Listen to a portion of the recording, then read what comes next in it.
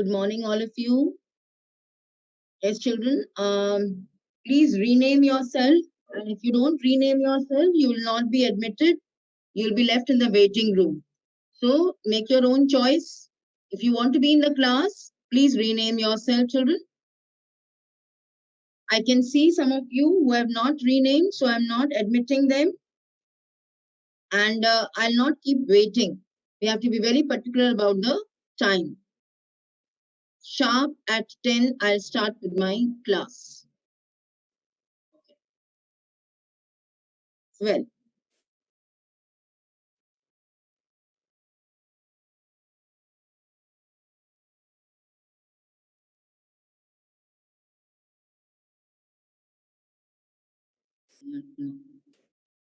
good morning, all of you, once again. I'm sure you all know that you need to turn off your audio and video the moment you join the session and rename yourself, children, in the order of name, admission number, class, and section. So if you're not renaming yourself, you're not entering the class. Make sure, and you are going to miss out on all your lessons. So please rename yourself as soon as you enter. And I'm also going to fix a time. After a certain time, I'm going to lock the meeting and you will not be able to enter if you are late. Any queries you have, children, you can always ask me and mail me at my ID, alpanachavla@lancersconvent.net, and maintain the decorum and discipline of the virtual class. Okay. Welcome back, children, after this a short break which you had. And before we start with our session, I'll be taking a short meditation. So I want all of you, children, to please be in a meditation posture. All of you be in your meditation posture. Close your eyes. I'm sure your hands are in Gyan Mudra. Sit quietly. Close your eyes. Check on your breathing movements. And taking just a minute, I decide to unplug from the necessary and unnecessary things instantly bustling around me.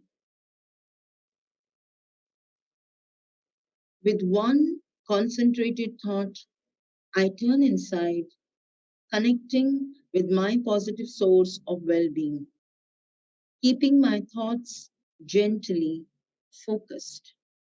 I begin to feel a current of positivity, recharging and refreshing me. This current of well-being remains switched on throughout the day in me. Open your eyes, and let's come back to our lesson. Just a minute, children. I'll just check these children who are in the waiting room and let them in, and then we'll start with our class. There are some children who are in the waiting room because they have not renamed themselves. Okay. Aditi Thakkar. Yes. I'll admit you. Aman Khurana admitted and Shrey Arora admitted. Yes. Good. That's good that you all have adhered to the instructions and you are going to be here. But be particular, children, that you are well in time here.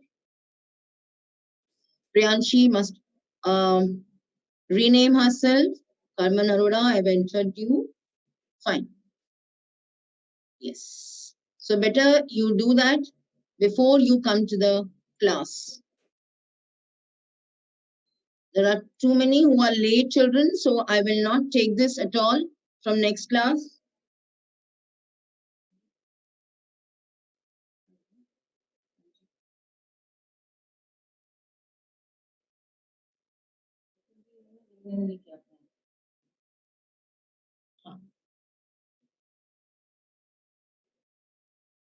Okay, we'll start with our class, children, now.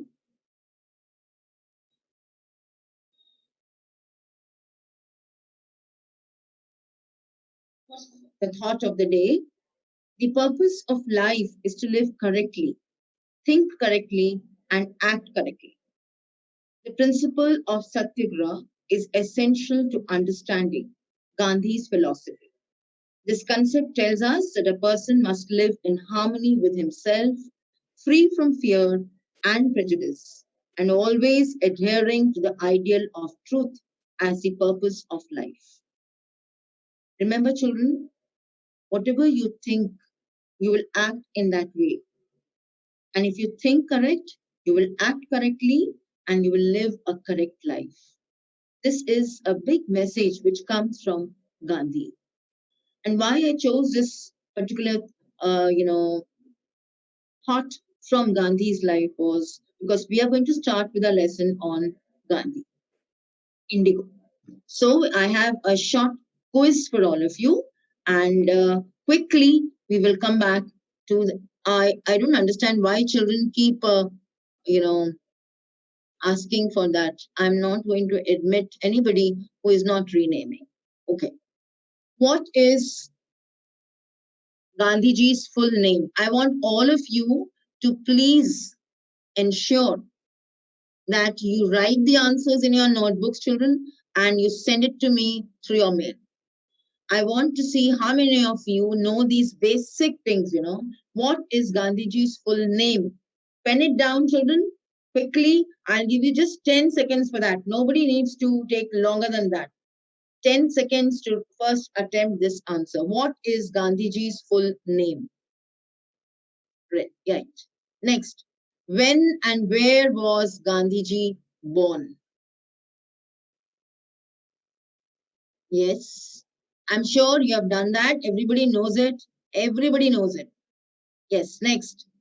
Name the autobiography of Mahatma Gandhi. You all have seen the movie also. You have repeatedly been reading about this, right? So you must know the autobiography of Mahatma Gandhi. When and where was Gandhiji assassinated? I'm sure you have done it. When and where was Gandhiji assassinated? Yes. Okay.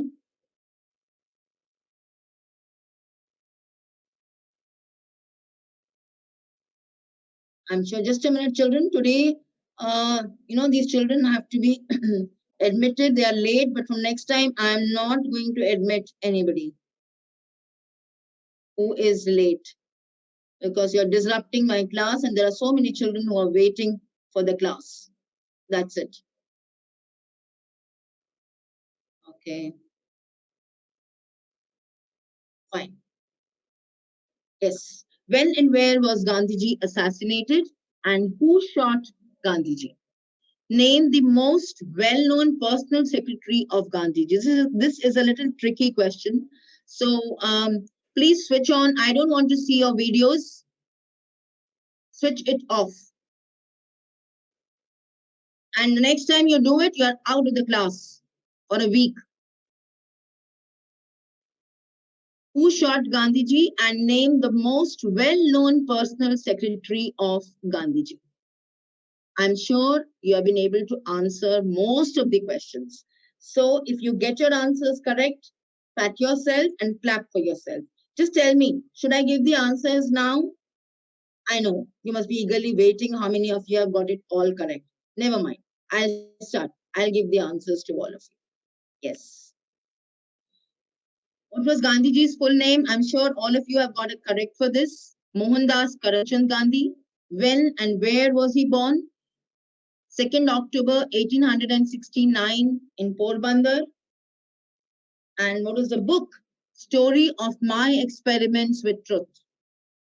When, and where was he assassinated? 30th January 1948, New Delhi. And who did this? Nathuram Godse. Who was his personal secretary?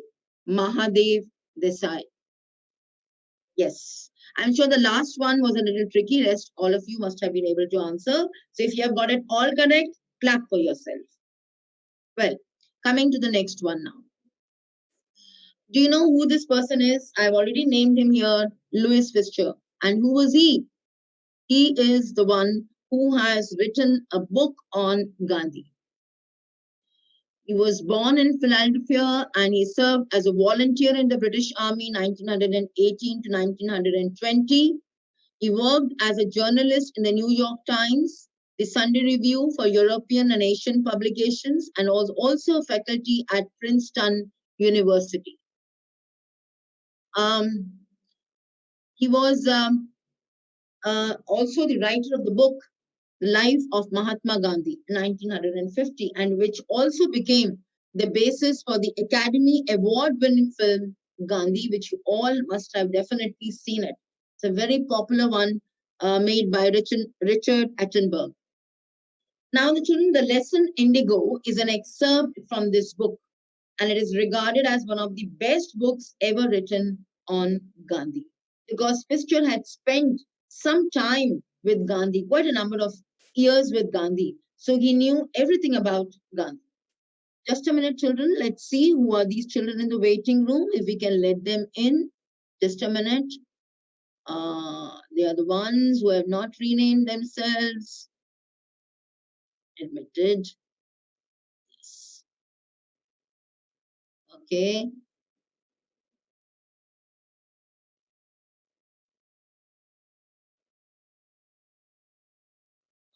See, these disruptions will be there unless the children are more particular. Well, no more now. So it is regarded as one of the best books ever written on Gandhi. Coming to the next one now.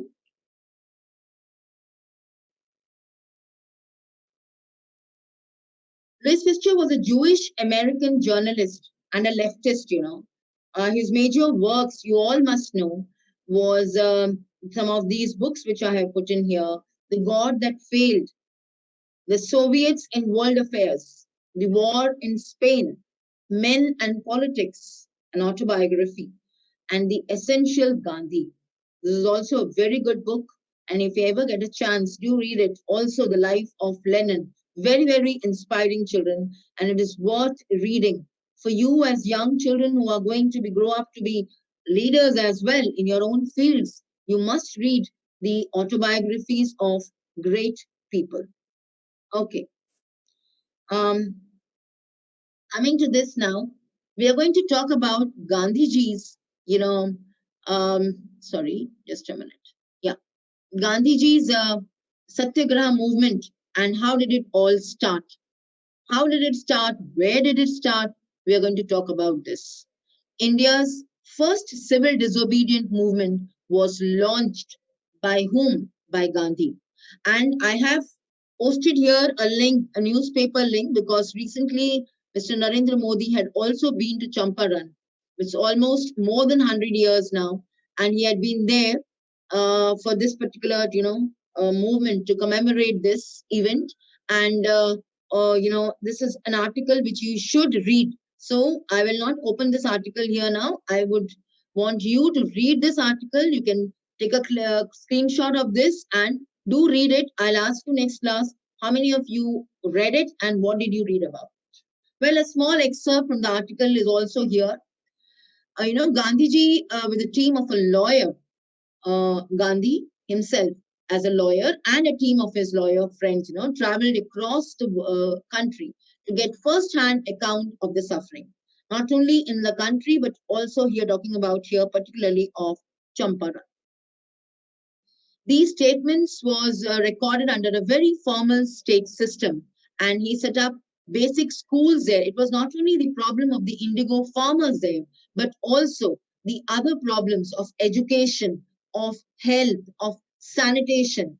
He looked into all these small, minute details. They are called as minute. Why? Because, when you put these minute things in place, you'll find that rest of the things will always fall in place. So he was more concerned about the health, which was in a very poor state of the villagers of Champaran and Motihari and Tirhut.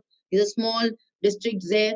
And, he looked into all these areas.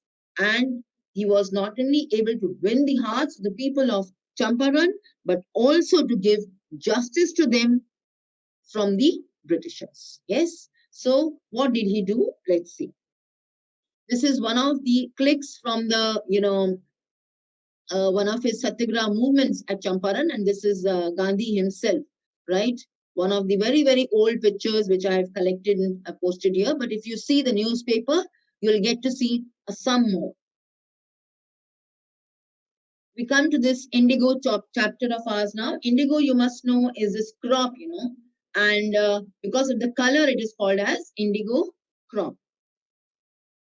First, I would like you to watch the small clipping of India's first civil disobedience movement. Why is it called as a civil disobedience movement? And how did it start? Where did it start? Who started it? A small peep into this.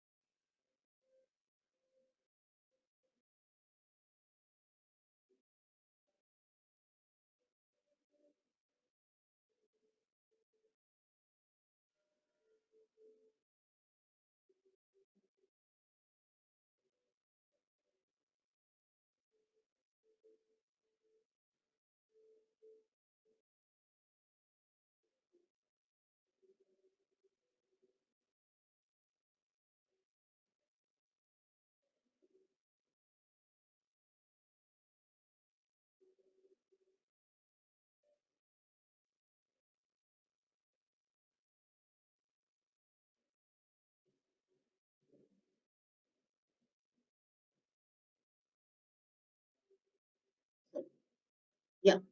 So we're going to talk about the indigo sharecropping, right?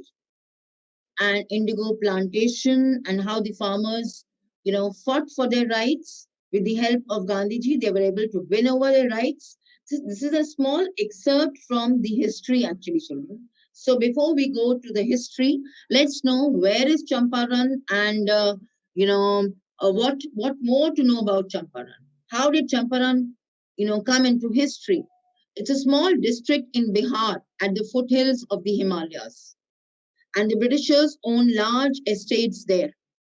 The Indian farmers were tenants there, and because Indian farmers did not own the land, and there, so they used to, cultivate the land given by the Britishers.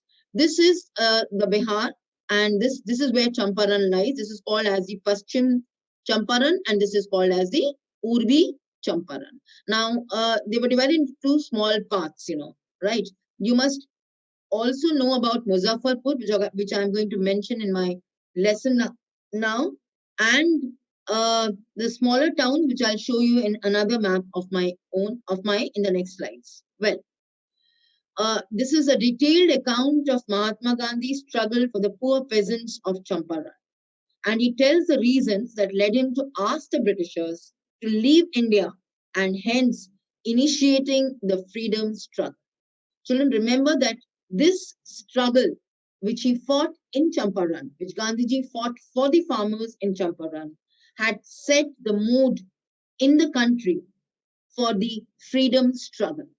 It initiated the freedom struggle, and hence Champaran is said to be the place from where the civil disobedience started and the freedom struggle started. So it plays a very important role in history. Coming next. Mahatma Gandhi set about organizing the peasants, the farmers, and the urban laborers, And Fischer, when he came to India in May 1942 during the World War First, he wrote a book on Gandhi, right? His life and message for the Gandhi. This was Louis Fischer's book. It's there in our school library also. Now you can get an in the e-library also, and you must read it, children. It's a very, very enriching book, and it's going to really help you in so many ways. You'll find your answers to so many queries from these autobiographies. Well, I'll talk about now. First thing, Rajkumar Shukla.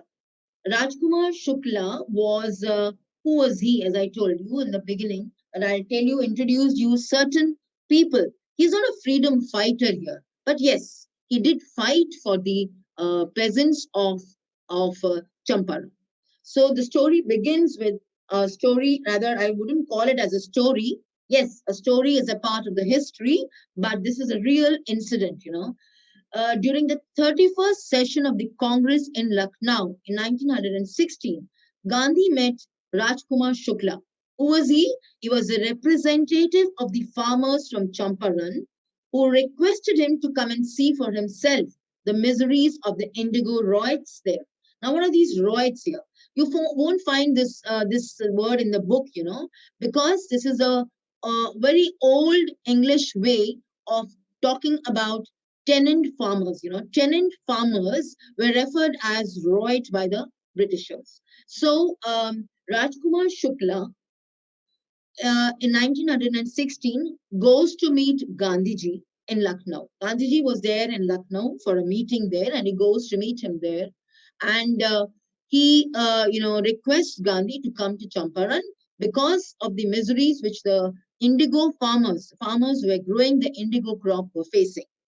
Now, Gandhiji later in his autobiography has mentioned about Rajkumar Shukla, who happened to be a illiterate farmer, but a resolute man. You find this word resolute, and which has a very important reference here.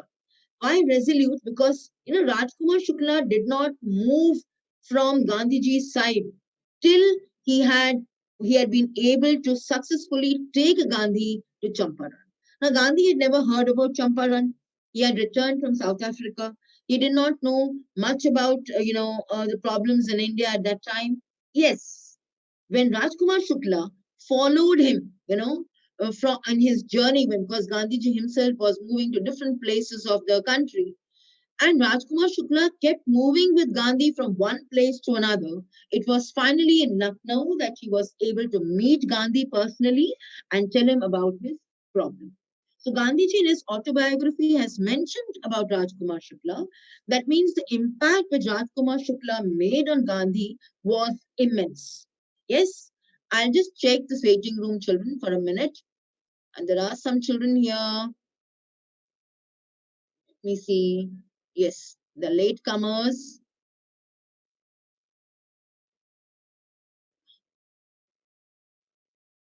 Okay.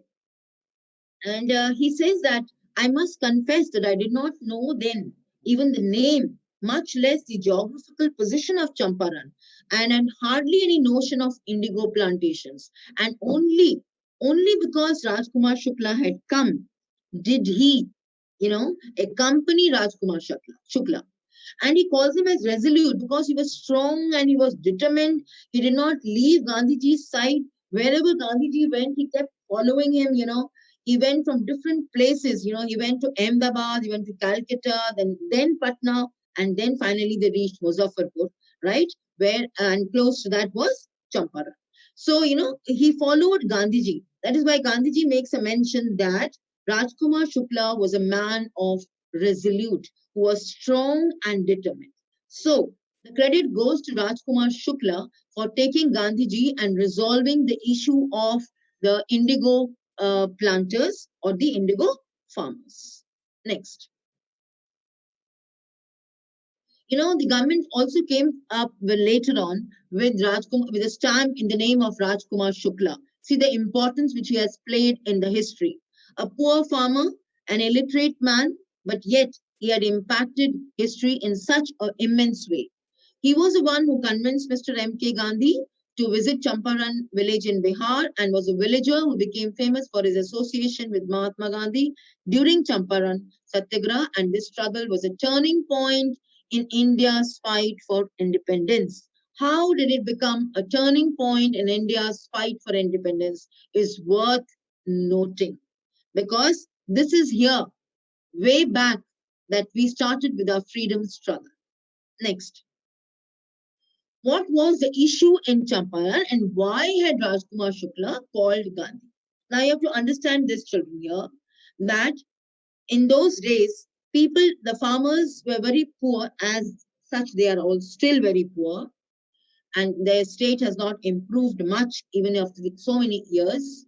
But in those days, most of the arable land, the cultivable land in Champaran was owned by the Englishmen and worked by the Indian tenants. Indian farmers used to work as tenants on these lands, and the land was owned by the Britishers. Next, the chief commercial crop which they were used to grow. There's a commercial crop. One is an agricultural crop, where that is wheat, rice, and all that is what is a agricultural crop. But a commercial crop is you sell it on a large scale and you gain money out of it, and it is grown only for the source of money. So the chief commercial crop was the indigo. The landlords, compelled all the tenants to plant 3/20th, or in other words, 15% of their holdings with indigo. The landlords, the Britishers, said that you have to grow indigo on this land which you have taken from us on rent, and 15% of that has to be given to us in the form of indigo crop, which you are going to grow on that land. Now, the entire indigo harvest was to be surrendered as rent. And this was done by a long-term contract. They used to sign long-term contracts, and the father would pay the rent, the son would also keep paying the rent, and this would go on for years together. So this long-term contract and giving a 15% of their holdings with indigo was something which was very, very irksome. And the villagers, there's one more point to it. In the next slide, first, let me come to that. Now, where the problem started. The problem up to now, they were growing the crop. Everything was fine. I mean, whether they were able to grow or not, they were paying in money, whatever the case may be. But the problem arose when Germany developed the synthetic indigo. And the landlords obtained agreements from the sharecroppers to pay them a compensation for being released from the 15% arrangement. The landlord said, now, because the Germany had come up with the synthetic indigo, so the synthetic indigo was available in the market at a very cheap rate, and nobody was now interested in buying the organic one. So everybody was interested because it was cheap. The synthetic indigo was cheap. So the Britishers thought it's no use now asking the villagers, asking the farmers to grow grow the indigo crop. So they said, if you want to free yourself from this arrangement, right? The arrangement and the agreement which they had already made, if you want to free yourself from this agreement, then you have to pay us 50, from this 15% arrangement, then you have to pay us a compensation. They asked for a compensation. See, first of all, agreement was made, right? That was wrong. Secondly, they were asking that if you have to free yourself from this 15% arrangement, you have to pay us a compensation. So doubly, they were being charged. What happened was that many peasants, they did not want to, create a lot of hue and cry about all this. So they signed the petition, signed the agreement, and they were ready to pay the compensation. Some agreed willingly, but there were others, who did not agree to that. And, they said, we'll go to the court. Now, they didn't have money to pay to the lawyers, children. They were so poor. And how could they pay to the lawyers? But yes, they had to pay in some way or the other. And, peasants, when they came to know about the synthetic indigo, up till now, they did not know about it. They just knew that they have to pay a compensation if they have to be free from this arrangement. Slowly, gradually, they got to know that this is being done because synthetic indigo has come in the market. And, that is the reason they're asking us to stop growing indigo. See the way the things were manipulated. Finally, when the peasants, started demanding their money back, he says, when we are not growing the crop, we have been paying you. Why should we agree for this compensation? This is where the conflict arose between the farmers and the Britishers. And at this point, Gandhiji arrived. The farmers, though the conflict had arisen, but they did not know how to fight their war against the Britishers. They did not know. They did not have any direction. They did not have anybody to lead them. And when somebody told Rajkumar Shukla that this is the dhoti clad man who has come from South Africa, and we got to know that he's around helping the people, so you go and get him. This is how Gandhiji arrived at Champaran, right? So you can see the scene of Gandhiji's entry into the scene. Now, how did Gandhiji work it out? You know, Gandhiji had a very, very systematic approach to the problem of the peasants. He started to work with his lawyer friends because it was a fight in the law court. He wanted to do it not by violence. He wanted to do it in the rightful manner with all the proofs and the evidences. So what did he do? He collected all his lawyer friends. He had a good number of them. Dr. Rajendra Prasad, who happened to be our first president, was a very good friend of Gandhi, right? And Gandhiji approached him and many, many more of his good lawyer friends. He called them and he said that, there are small anecdotes in the story which I'll tell you later on as and when they come. But let's come to the crux first. Okay. So, excuse me, children. He dealt with the case in a very systematic way, and he called his lawyer friends, and he said, "You give me as much information about the problem in Champaran as much as you can." So Gandhiji started gathering evidences from the farmers. They were poor, illiterate people who did not have any evidences. He asked the Britishers to provide him with documents, and they refused to give him any document. Why? Because they said, because they found that here was a man who might put them into trouble. So they did not give him any evidence. Rather, they asked him to leave the Tirhut division. That is the place where actually Gandhiji had stationed himself, to work for the people of Champaran. So they said, you must leave it now and now. Gandhiji he didn't get intimidated by it. He said, okay, why should I leave this place here? I'm not an outsider. I am working here. I'm a part of this country here, and I'm not going to leave at all from Champaran. So, Gandhiji refused to do so, and then this fight ensued. There was a court case against him. He fought that and he also won. I'll come to that part, but here I'll just give you a small brief about it. So, when after having collected all the evidences and all the documents to support his case, he filed the case, and the British officials said, okay, we will look into the case. Now, this was too much of a big thing, for the British officials to take Gandhiji's words now. And finally, they set up an official commission of inquiry. And children, see, Gandhiji was the sole representative of the farmers, of the indigo sharecroppers. He was the sole representative. He had won the heart and the confidence and the trust of the villagers. And they said, whatever decision, they told Gandhi, whatever decision you will take, will be with you, right? Finally, when an inquiry was set up, the inquiry was made and it was found, and the Britishers admitted, okay, we will give you 25%, we will refund you the amount. Now, Gandhiji immediately, agreed to this. And this was a surprise, even for the villagers. For the Britishers.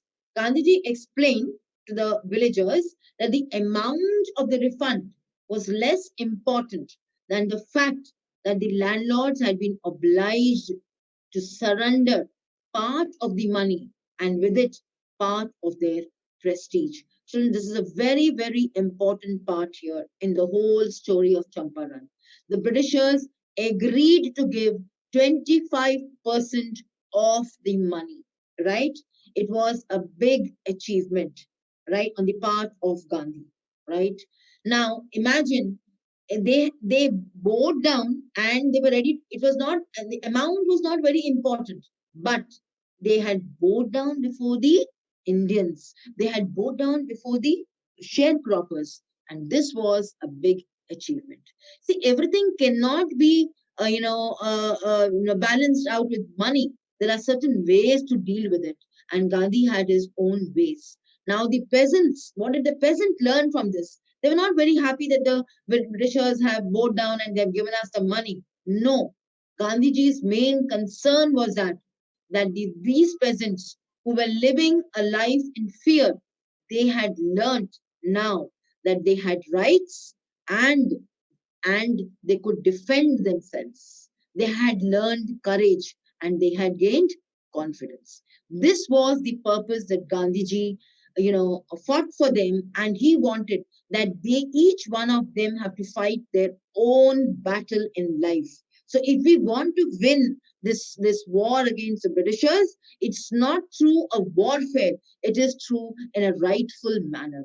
And this is how he taught and infused courage in the peasants, and they gained confidence.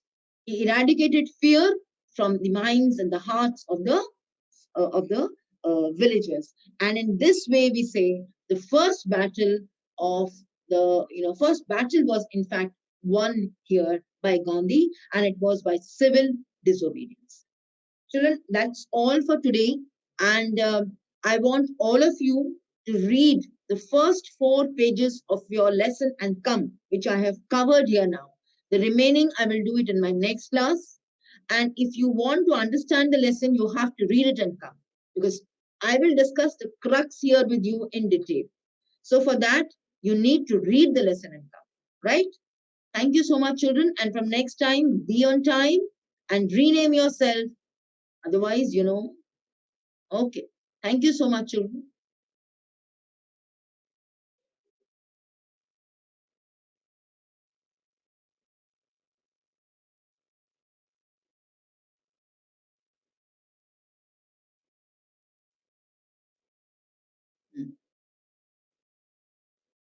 इन लोगों को बीच में क्यों meeting में बात करनी होती है?